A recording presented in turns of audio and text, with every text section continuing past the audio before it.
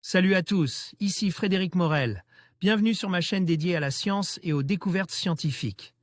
Si vous êtes passionné par l'exploration de notre univers et les avancées scientifiques, pensez à vous abonner.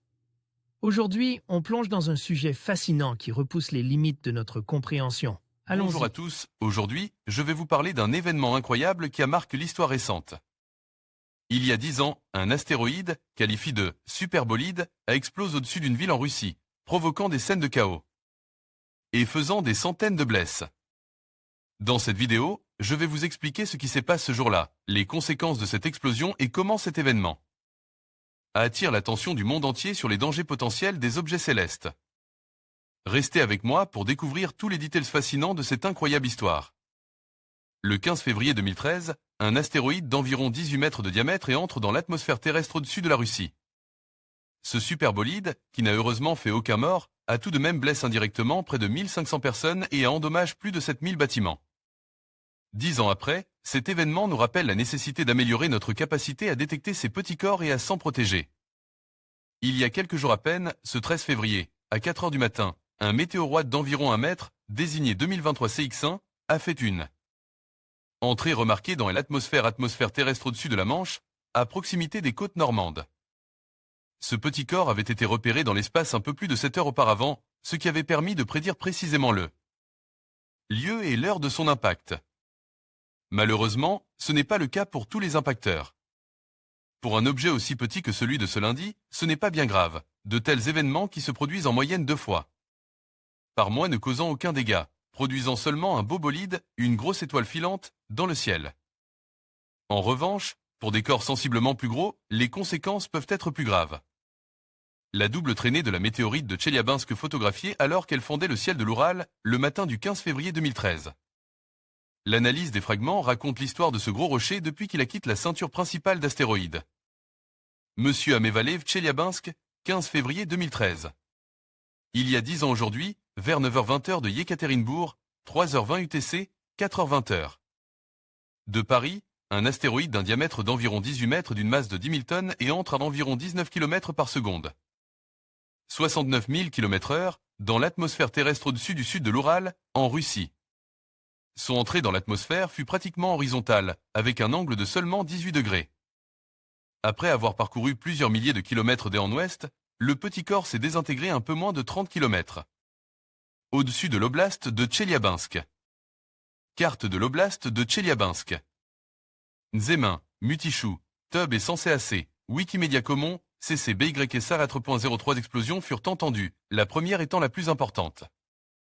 Les mesures infrasons et sismiques permettent d'estimer l'énergie totale dégagée par l'événement à environ 440 kilotonnes. De TNT, 1,8 x 10-15 joules, ce qui équivaut à environ 30 fois l'énergie libérée par la bombe atomique larguée sur Hiroshima. Lorsque l'onde de choc créée par le superbolide est arrivée au sol, elle a provoqué des dégâts, notamment dans la ville de Tcheliabinsk, qui abrite 1,1 million d'habitants. Outre la panique engendrée, environ 1500 personnes ont été blessées de façon indirecte, principalement à cause d'éclats de vitres. Quelques 7200 bâtiments dans 6 villes de la région ont été endommagés. Fort heureusement, aucun mort ne fut à déplorer. Les fragments de l'impacteur non semble-t-il occasionnent aucun dégât par eux-mêmes. Ils se sont écrasés à plusieurs dizaines de kilomètres au sud-ouest de Tcheliabinsk, créant des cratères d'impact près de Tchebarkoul et Zlatoust. 53 fragments de ce qui fut alors baptisé la météorite de Tcheliabinsk, le plus gros atteignant 5 kg. Kilogrammes furent trouvés par les scientifiques à proximité d'un trou de 6 mètres de large dans la glace du lac Tchebarkoul, que l'on pense être le résultat de l'impact d'un unique fragment. En juin 2013, des scientifiques russes rapportent qu'une enquête plus approfondie par imagerie magnétique sous l'emplacement du trou avait identifié une météorite de 60 cm de large enfouie dans la boue au fond du lac.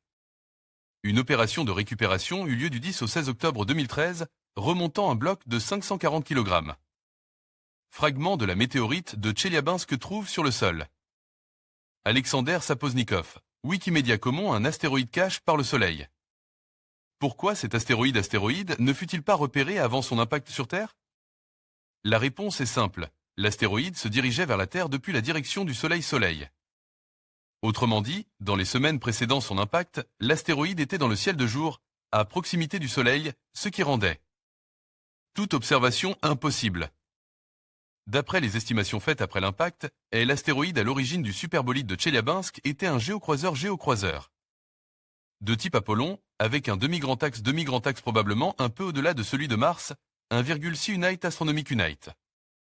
Astronomique, une UA correspondant à la distance Terre-Soleil. Il se repasse au Perihélie, le point de son orbite le plus proche du Soleil, un peu au-delà de l'orbite de Vénus. Vénus, 0,76 UA, environ 40 jours avant l'impact.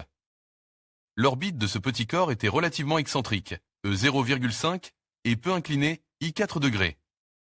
L'impact a eu lieu quelques minutes après le lever du Soleil, à Tcheliabinsk, et quelques minutes avant le lever du Soleil à Yekaterinbourg.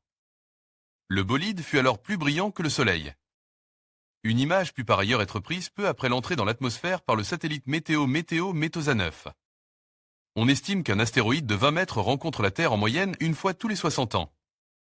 Au cours du XXe siècle, 2 événements d'énergie comparable ou supérieure sont suspects d'avoir été produits par l'impact d'un petit corps céleste, est l'événement de la Tunguska, le 30 juin 1908 en Sibérie centrale, et l'événement du 3 août 1963 à proximité des îles du Prince-Édouard, en Afrique du Sud. En conclusion, cet événement marquant survenu il y a 10 ans rappelle à quel point notre planète est vulnérable face aux phénomènes cosmiques. L'explosion du superbolide au-dessus de cette ville russe a non seulement cause des centaines de blesses, mais a également suscité une prise de conscience mondiale sur la nécessité de surveiller et d'étudier les astéroïdes. Alors que la science progresse, il est essentiel de rester informe et prépare face à de tels dangers. Merci de nous avoir suivis dans cette exploration fascinante de l'impact des astéroïdes sur notre quotidien.